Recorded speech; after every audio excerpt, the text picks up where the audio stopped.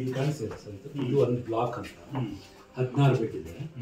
ಇದು ಒಂದು ಬ್ಲಾಕು, ಎರಡನೇದು ಮೂರನೇದು 16 48 ಬೆಡ್. ಇದು ಅಡಲ್ಟ್ಸ್ಗೆ. ಇದು 22 ಇದೆ ಸರ್, ಇದು ಪೀಡಿಯಾಟ್ರಿಕ್ ಸೆಕ್ಷನ್. ಇದು 5 ಬೆಡ್.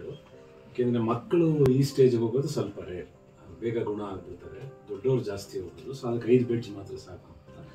ಮಿಕ್ಕಿದ್ದು ಇಲ್ಲಿ ಇಲ್ಲೊಂಚೂರು ಚೇಂಜಸ್ ಆಗಿದೆ ಪ್ಲ್ಯಾನಲ್ಲಿ. ಇಲ್ಲೊಂದು 4 ಇಂಡಿವಿಜುವಲ್ ವಾರ್ಡ್ಸ್ ಬರ್ತಾರೆ.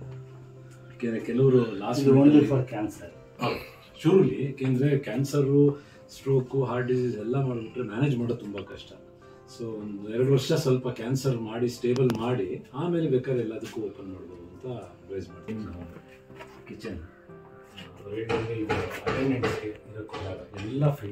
There is no billing counter. ನಮ್ಮ ಬಿಲ್ಲಿಂಗ್ ಕ್ಯಾಶ್ ಕೌಂಟರ್ ಇದೆ ಇಲ್ಲ, ಅಕೌಂಟ್ ಸೆಕ್ಷನ್ ಅಂತಾನೂ ಇಲ್ಲ. ಊಟ, ತಿಂಡಿ, ಸ್ಟೇ, ಟ್ರೀಟ್ಮೆಂಟು, ಮೆಡಿಸನ್.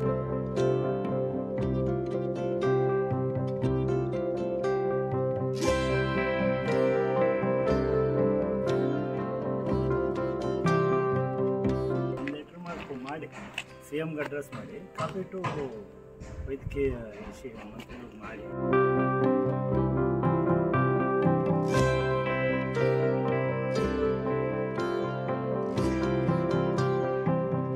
ಮಾನವೀಯತೆ ದೃಷ್ಟಿಯಿಂದ ಈ ಕಲಿಯುಗದಲ್ಲಿ ಇಂಥ ಒಂದು ಪುಣ್ಯ ಕೆಲಸ ಮಾಡ್ತಾ ಇರುವಂಥ ನಿಮ್ಮ ಟೀಮ್ ಮತ್ತು ಈ ಜಾಗ ಕೊಟ್ಟಿರುವಂಥ ನಮ್ಮ ಆತ್ಮೀಯ ಕೃಷ್ಣಪ್ಪನವರಿಗೆ ಆದಷ್ಟು ಬೇಗ ಈ ಕೆಲಸ ಆಗಲಿ, ಬಡಬಗ್ಗರಿಗೆ ಅವ್ರಿಗೆ ಬೇಕಾದಂಥ ಒಂದು ಸವಲತ್ತುಗಳು ಆದಷ್ಟು ಬೇಗ ಇಲ್ಲಿಂದ ಸಿಕ್ಕಲಿ.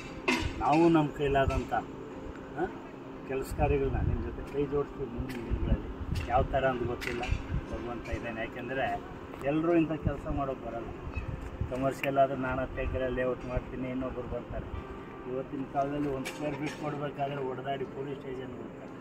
ಅಂತಾದ್ರೆ ನಮ್ಮ ಅಣ್ಣ 1 ಎಕರೆ ಕೊಟ್ಟಿದ್ದಾರೆ ಅಂದರೆ 1 ಎಕರೆ ದೇವ್ರಿಗೆ ಎಲ್ಲ ಅರ್ಪಿತ. ಇವೆಲ್ಲನೂ ನಿಮ್ಮ ಕೆಲಸ ಬೇಗ ಆಗಲಿ. ನಾವು ಸರ್ಕಾರದಲ್ಲಿ ಪ್ರಯತ್ನ ಮಾಡಿ ನಮ್ಮ ಕೈಲಾದಷ್ಟು ಅಳಿಲು ಸೇವೆ ಮಾಡೋಕ್ಕೆ ಪ್ರಯತ್ನ ಮಾಡ್ತೀವಿ. ಖಂಡಿತ ಸರ್, ಥ್ಯಾಂಕ್ಸ್ ಅಲ್ಲ.